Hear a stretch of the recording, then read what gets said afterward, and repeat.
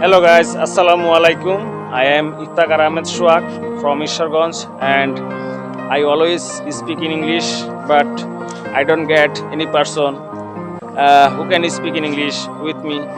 That's why I speak with me and with my mirror. So if you want to speak in English, if you want to learn spoken English, if you have any pronunciation, spelling, so you can ask me any type of question. Then I will solve your all problems. I hope so. What kind of problem you can share with me? Then I can find and solve your all problems. So I think that you have some problems to speak in English. So basically, most of the students of Bangladesh are always weak in English, and I also know. So because they are had a problem in their life because they don't know how to speak in English, how to learn spoken English very well.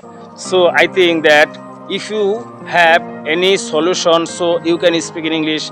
If you don't have any solution, so you can ask me any type of question.